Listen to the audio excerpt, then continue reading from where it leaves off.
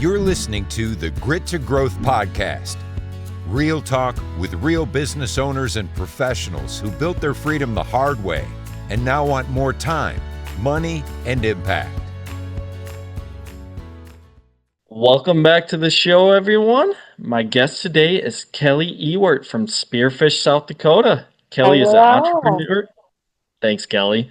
She's an entrepreneur, a nurse, and community leader. She owns the Tropical Smoothie Cafe in Spearfish and has more than a decade of experience as an emergency room nurse. Her career blends healthcare and business, and she's passionate about helping people live healthier, better lives. Kelly, thanks again for joining us. Thank you so much. This is so fun. Yeah, so Kelly, why don't you start with kind of how your career kicked off, and then let's get into how you started to kind of blend in that business side of things. Well, sure. Well, I am a transplant to South Dakota. I was an Army nurse and married into South Dakota. Moved to Rapid City in 2002. Lived there and was a nurse there. Was an Army nurse before that in Colorado Springs and absolutely loved that. But I grew up in Texas and went to Texas Christian University and decided I needed to figure out a way to pay for school. So I went through ROTC and into the Army. And Good way to do it. yeah, and at that time, nurses were having troubles finding jobs, believe it or not. So it was a great segue into my career in the military nursing. And so I moved to South Dakota in 2002 and was still a nurse. Ended up moving to Sundance in 2006 and then settled in Spearfish in 2008. Have had numerous roles over 30 years as a nurse, director. I worked at the VA in Sturgis, worked in the ER. I've worked just about everywhere you can possibly work as a nurse. And in 2019, I decided life changed a little bit. My husband and I decided we didn't want to be married, but we decided to co-parent and raise our family. And I made the decision that I didn't really want to do shift work so much, so that I could be around my kids, and tried to think of things that I could do as a nurse to help with that schedule, but also wasn't real happy with how the stock market was looking. So I wanted to invest in something else and decided I wanted to work alongside my kids in a business that was mine. So I took a lot of my stocks and decided to invest in Tropical Smoothie because my kids could also work there. They were just into high school at the time. And went ahead and did some research. I utilized Forbes to figure out what the best options were for low, middle, and high cost franchises. Yeah. And I did some digging into the Spearfish Northern Hills area to figure out what we didn't have, what we did, what we didn't need. Initially looked at a massage envy, but there really aren't any feeder schools to feed into this area as far as getting staff. So I kind of threw that idea out and had actually gone to Rapid City to run some errands and stopped in Tropical Smoothie, and a light bulb went off. So Kind of how long was that process of trying to figure out you knew you wanted to do something different, right? But right. from that moment to when that light bulb going off for Tropical Smoothie, what was that process? I started looking in like November of 2018, and by February of 2019 is when the light bulb went off. Also did a little bit of research. A lot of franchises, I don't know if a lot of people know this, but a lot of franchises offer a franchise, like buying into the franchise, they offer a discount for veterans. Oh, really? And so I was unaware of that. yeah, so the franchise fee at the time for me to be able to buy into Tropical Smoothie was, if I remember, I think it was $60,000, and my fee was 15. Oh, So wow. it was a pretty significant, it's one of those things you just have to look into that I didn't really look into, just happened to notice there were businesses around town that said veteran owned. And so I just kind of Googled veteran owned and saw, it was a lot of Googling, but I didn't really know where to begin. So I did finally decide in February of 2019 to go ahead and sign a franchise agreement. The process with the franchise is different with every franchise, but the outline of how they do it is very similar. So I got the franchise agreement signed, and then the next step was real estate. They have a real estate team that helped me look at different real estate options, buying land, renting, location. We did traffic flow studies. Initially, I had to convince Tropical Smoothie that Spearfish was a market. Because if you look at the population, it's, 12,000 people, and that doesn't seem sustainable in that type of a market. But was that kind of the first obstacle? Is we run into that too with our, but is especially for people outside of South Dakota, explaining what South Dakota markets are like. And it's very, very rural. But if you think about Spearfish is in the western side of South Dakota, for those that may be listening that aren't familiar with South Dakota. The state is kind of divided into east and west. It's just how it is. You're West River or East River. And West River, I knew that the biggest markets for any business were healthcare and construction.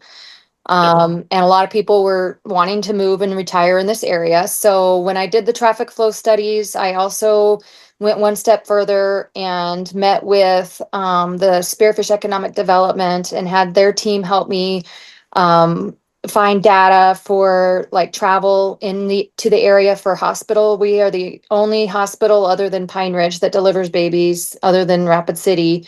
There's only two. And then we have this college here. So I did some research as to how to use that to my advantage for, basically plugging Spearfish as a market, and asked them to look at the 5 counties surrounding Spearfish to be included in the population. And so that's what they ended up doing. There were 2 people on their real estate board that are from rural America.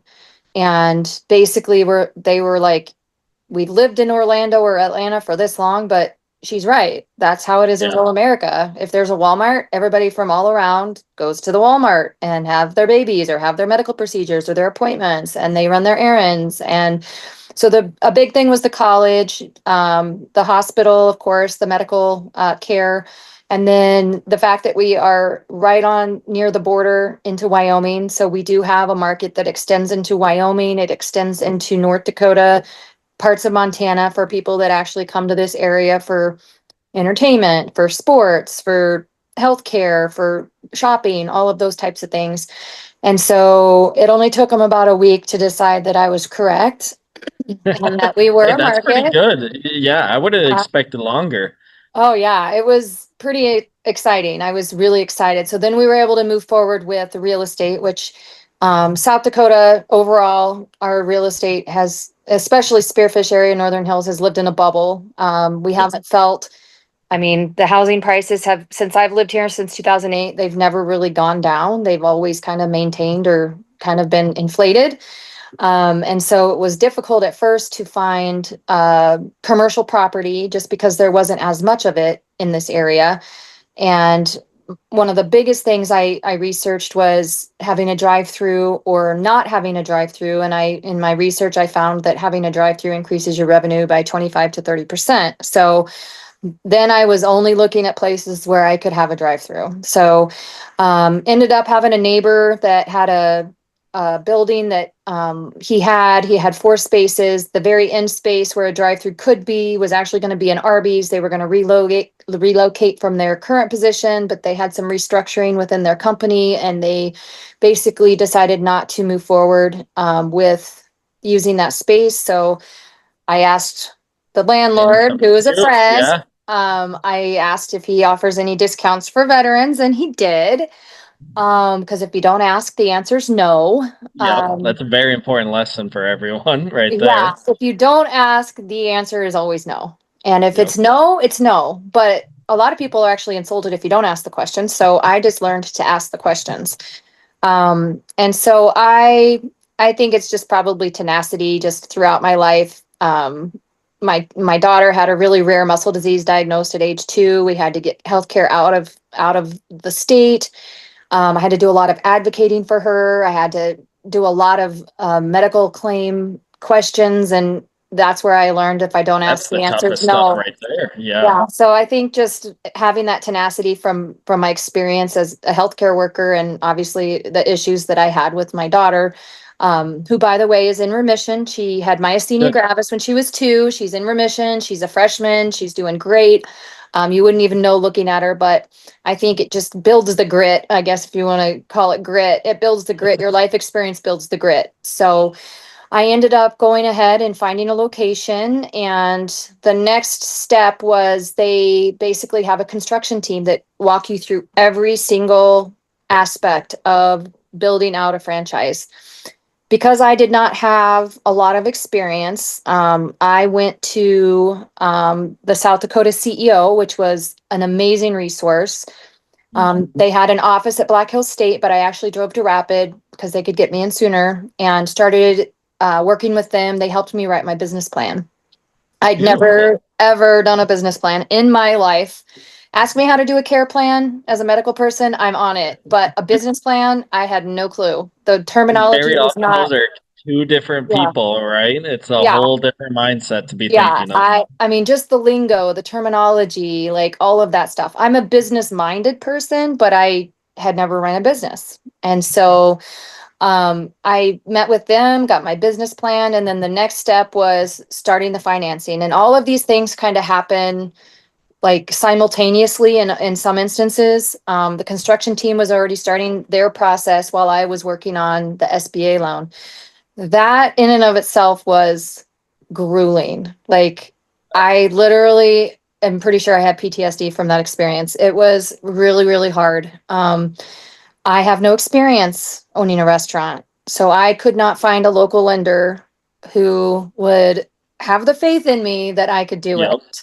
So I went to every bank, every institution I could locally and had no luck. So then I thought, oh gosh, I just did all this work, did all this stuff, and now I'm not going to be able to do it. So then I reached out to Tropical Smoothie and asked if they had a preferred lender for their cafes nationwide. And I ended up using Apple Pie Capital, and they referred me to a bank that had done well, not at the time thousands, hundreds. Now we've grown. I was the 842nd store, and now there's over 1,500. So it's grown. Wow. But I basically was able to secure a SBA loan. When I say secure, that doesn't mean it happened quickly, because it did not. They basically pick apart every part of an SBA loan. They pick apart everything because it's a risk. The good thing about an Yep. SBA loan is it's guaranteed that, if you're getting an SBA loan, you're usually going to have a guarantee because it's backed by, the feds basically for payback. So that was a bonus. So here we are in the middle of 2019, finishing up getting all my SBA stuff. It took about 4 months to get all the paperwork they needed. And in the meantime, they're starting to build out on my shop. So I had to use a lot of my money from stocks and things to, it was a dirt floor. Well, I decided I didn't know construction, but I knew that they can't really do the concrete till they get the pipes in. So I'm going to have to pay for the pipes before, Yep. so it was a lot of, I guess, putting faith into it that it was going to work out. Once I got all of the local stuff done, then Tropical Smoothie said, well, you have an option now to use a preferred contractor or a local contractor. So I got a bid from both. The local contractor was not franchise insured, so I had to convince that contractor that he should be. So he had to Yep. go through all of those processes in order to become a franchise eligible contractor, which now he can do any franchise because he did that. But I didn't want the other company out of Florida to come up to Spearfish, build out my shop, and then have something go wrong and I wouldn't be able to get anybody to do anything about it. Yep. So I went ahead and used the local, and it was great because if something came up, he was there. Part of being in a small town is everybody knows everybody. And we become friends. He blessed the shop before I opened. Like that's just the guy he is. But so we started doing that, getting that process going. And then I had to have a little shoulder surgery in July of that year. About 12 days later, I was recovering with my son, and he was on a skateboard ahead of me. He hit a lip in the sidewalk. flew off the front. The skateboard shot back. My foot landed on the skateboard as I was walking. I didn't see it. And I tore my entire hamstring off my pelvis. Oh So man. I had to have a very, very quick surgery before the motorcycle rally started. And I was in a wheelchair for 6.5 weeks. So this was all That's just, insane. I think that was God's way of telling me, just because I was still doing nursing full time at that time too. So I think God was just saying, focus on one thing. And I had no choice but to recover and focus on one thing, which was getting Tropical Smoothie going and making sure I had everything in place. So we got the build out started, and I finally closed on my SBA loan in October of 2019. Wow. Yeah. Yeah. You weren't kidding And about yeah, it, securing it and taking yeah, time. it was a long, like very, very scary process, because I thought, if this doesn't go through, what am I going to do? Like, how am I going to do this? And so it went through, and then I opened on December 6th of 2019, 4 months before COVID. Yeah. Yeah. That's that is all a very interesting timing. What was it COVID like for you with your Well, opening? ignorance is bliss. Um, Didn't know much different. Yeah, Tropical Smoothie and most franchises, when you open, they send a team out. They help you get ready to open. They help you set everything up. They help train your staff. They are there for the grand opening. Tropical Smoothie went through a little bit of a leadership change right after the first of the year. So normally a franchise will send another team, or at least an individual, out to see how you're doing within the first 30 days, and then again at 90 days. But because they had that restructuring, they weren't able to send someone in January or February. So then COVID hit, and then they Yep. couldn't send anybody Anyway. anywhere. So I did not have a corporate visit from the time I opened until October of 2019. And how often were they coming out before, like, your location and were They they doing it that was mostly virtually, or were they coming out? They did have one person come out during the real estate stuff and just kind of go out with me. That was like in the spring of 2019. But then otherwise it was all done virtually, lots of Zoom calls. Yeah. And then just literally right before I opened, they sent someone a week before. I felt very supported though. I mean, if I had questions, I called. That's the thing you have to remember. If you don't know, you have to ask. And Yep. so um, I did rely on a lot of help from the owner. It was a different owner in Rapid City.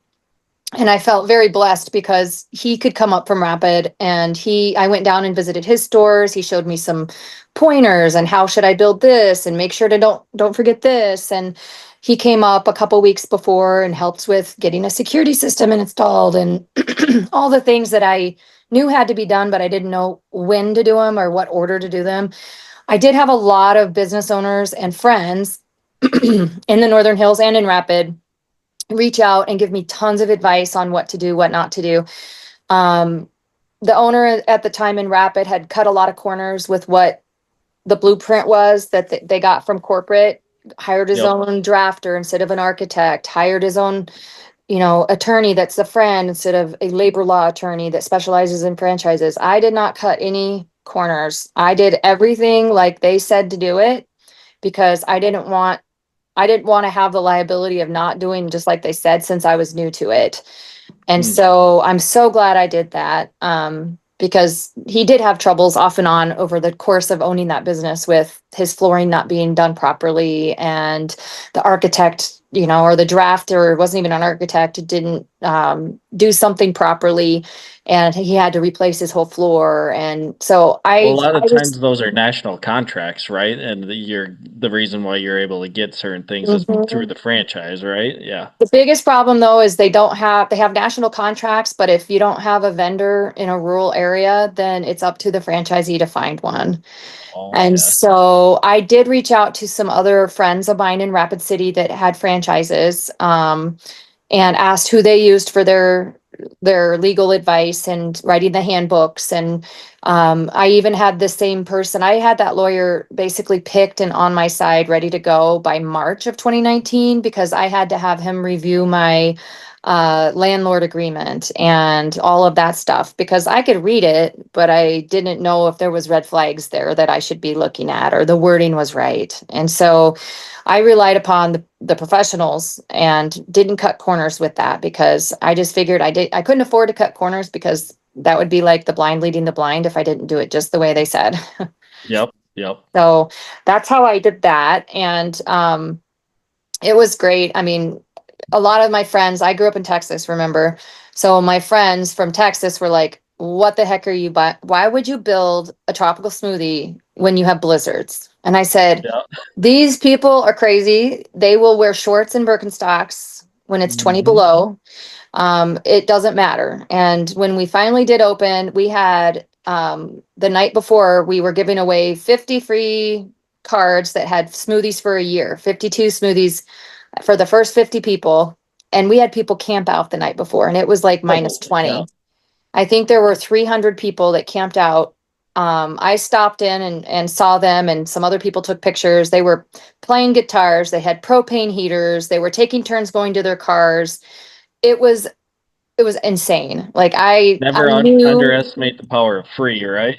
yeah, That will get the people there out. were a lot of college students, let's just say Yep. that. But there were also a lot of just community members that I knew, and I was just like, you guys are crazy. And they were up late because we opened on a Friday. Some of them like stayed until we opened and then went to school, went to class, and it was so cool. It was so cool to see them all embrace a new business. And that is one thing I will say about with COVID and just starting out.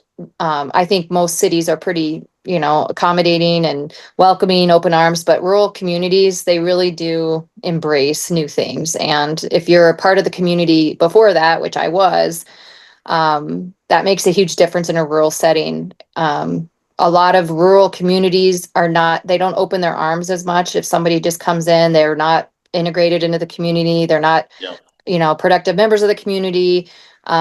If they're there just to write checks and whatnot. So that is one of the things that I have since Tropical Smoothie has asked me to do training for a lot of the rural communities that have not since opened, for them to come and the new owners to train with me. Is there's just things that you can't teach someone by sending them to Chicago or Kansas City or Atlanta, that you can teach them in a small rural franchise.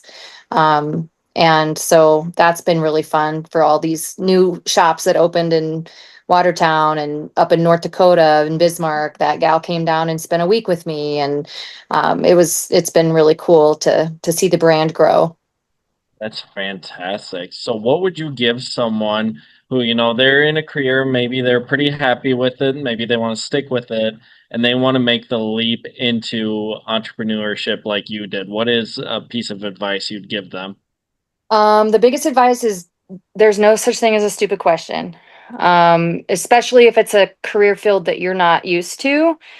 There's someone else that knows how to help you. And just like if I didn't know something in medicine and I needed an expert to tell me what's wrong with my heart, I wouldn't go to a foot doctor to ask them what is wrong with my heart. You got to go to the people that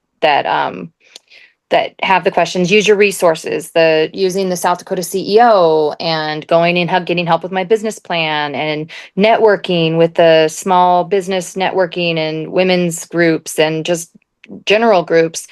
I did a lot of networking without those. I visited a couple when COVID hit. We struggled with the supply chain. I was able to borrow things here and there from the Rapid City stores.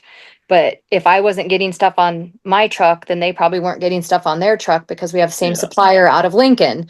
And so I was calling Papa Murphy's here, and Brett was like, I said, I'm out of sanitizer for my sink. And he goes, well, and this is what my thing looks like. This is what my setup looks like. He goes, I have plenty. Come get it. And when yours comes, just pay me back. And I did that. We ran out of straws. We ran out of cups. We had, various things that you just wouldn't imagine that you couldn't get during COVID, were things we couldn't get. Well, you can't serve a smoothie if you don't have straws and cups. So just Pretty tough. utilizing the other, we didn't look at it as a competition between the businesses. We just tried to help each other as much as possible.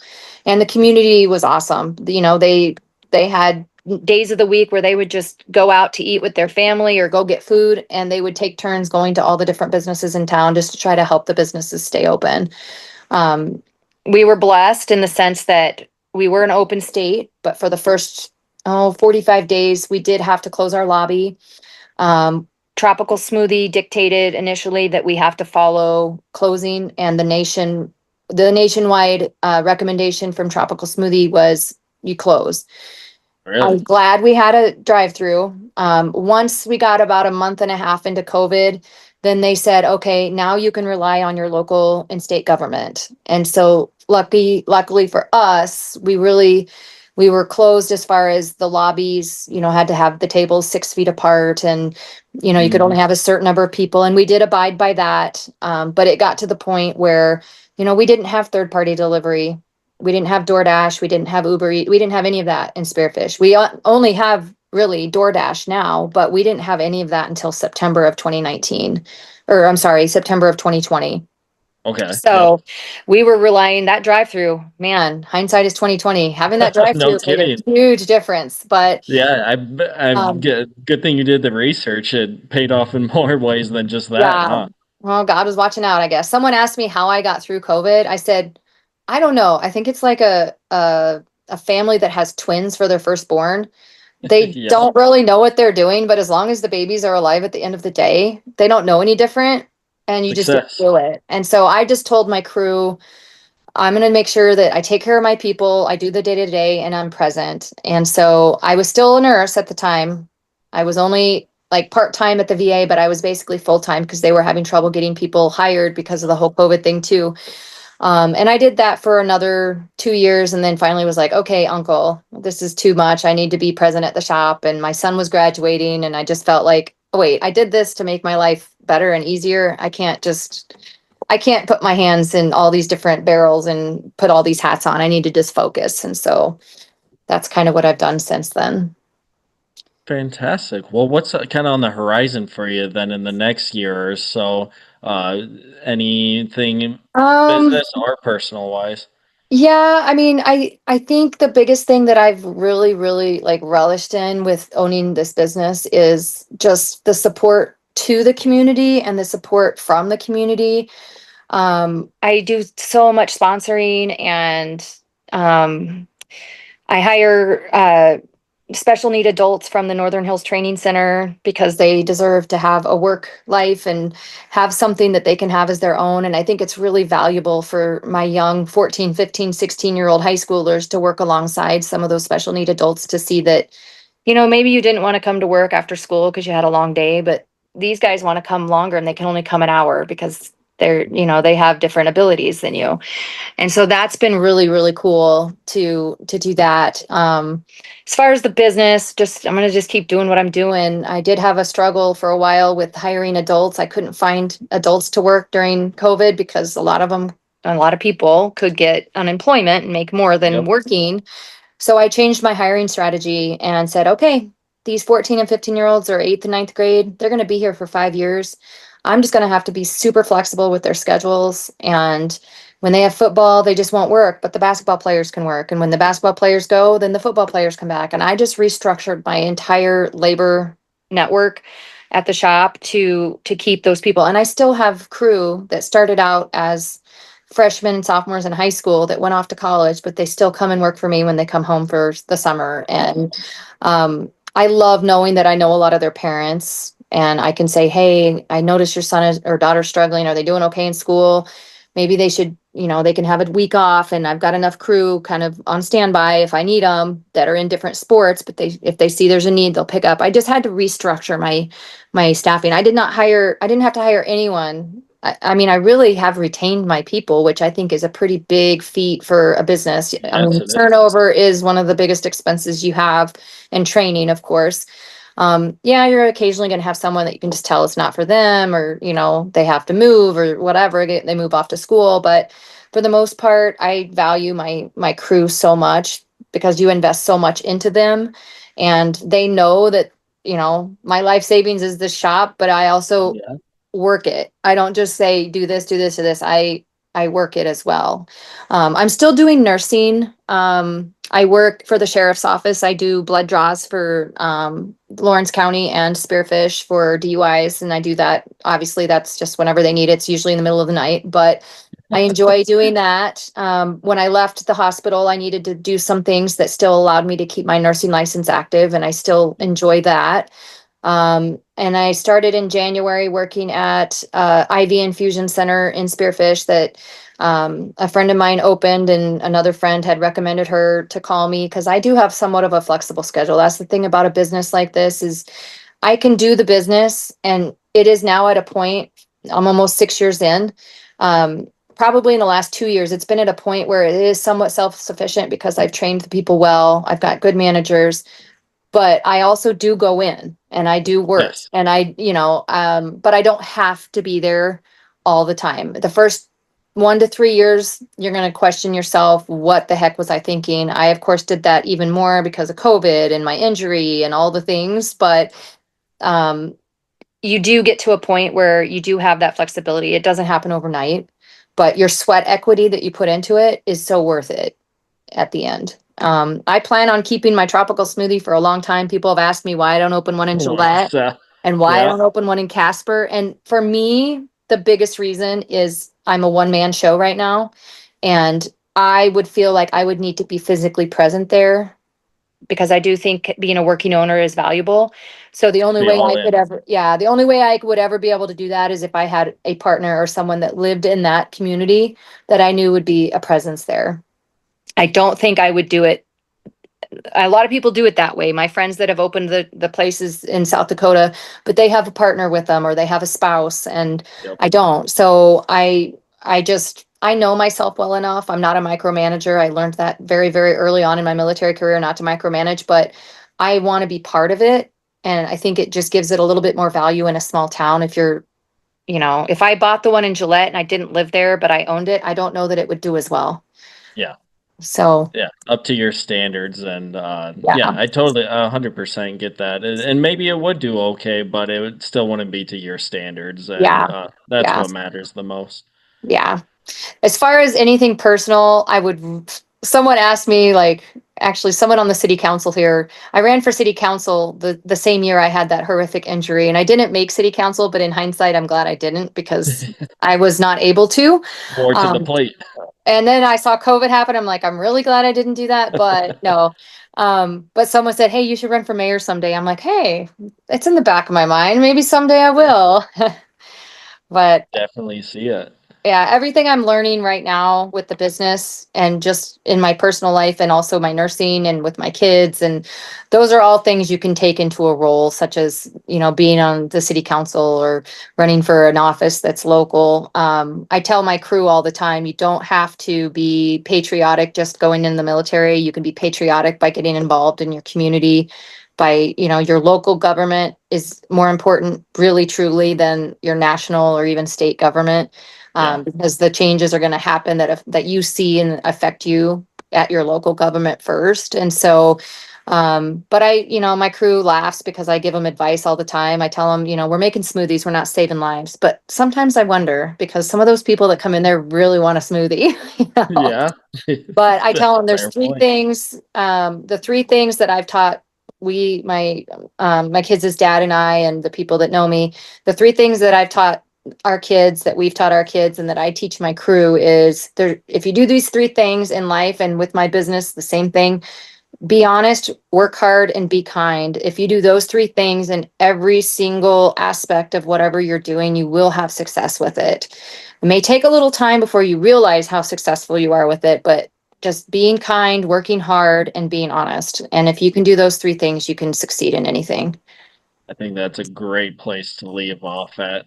So, Kelly, for anyone who wants to learn more about you, or if they want to get in touch with you, where would you send them to? You can always go to the Facebook page, Spearfish Tropical Smoothie. It's Tropical Smoothie Cafe Spearfish. But if anybody ever just wants to reach out or maybe ask me some questions, I am happy. I am fine giving my cell phone number. I don't know if I should do that on the air, or you can also email. We'll put all your contact info. We'll put that in the show notes. So and I have a tropical smoothie spearfish at Gmail is it's basically attached to me all the time now that we have cell phones that are pretty much attached to us all the time. But Yep. anybody can contact me I know most of the resources, especially in the Midwest and in South Dakota specifically, for the different things that are available for grants for small businesses, things that people might be eligible for. I've done all the research, and if I don't know, I know the person to ask. I've become very familiar with the SBA for South Dakota, and they're very, very helpful in helping basically with anything that's related to a loan. And then I also have a ton of contacts and resources with South Dakota CEO, with the networking I've done with them for just how to get started, or just basic resources for anybody that's looking into doing something. It doesn't have to necessarily be a restaurant. It could even just be questions generally about something going on that they're interested in doing. And it doesn't cost anything to go to these places. It's free to utilize these things. It's just a lot of people don't know that they exist. So, and there are the South Dakota CEO is in existence on the east side of the state as well as over on this side of the state. So I do have plenty of options as far as sending resources to people that don't live in Spearfish. Perfect. Well, yeah, if you have that who, not how mentality like Kelly does, please reach out to her. And so, Kelly, thank you again for joining us and Thank you. sharing all your insights. Yeah, you'll have to come see me now. Absolutely. Actually, everyone. I'm going to be there. I'm going to be out on that side of the state. My son goes to USD. So, Okay. Yeah. You'll be over on the east side here more than you probably planned on. Yep, for sure. Well, thanks everyone for listening, and we'll see you on the next one. All right. Thank you. Know someone with serious grit and a great growth story? Send them our way at grittogrowthpodcast.com/guest.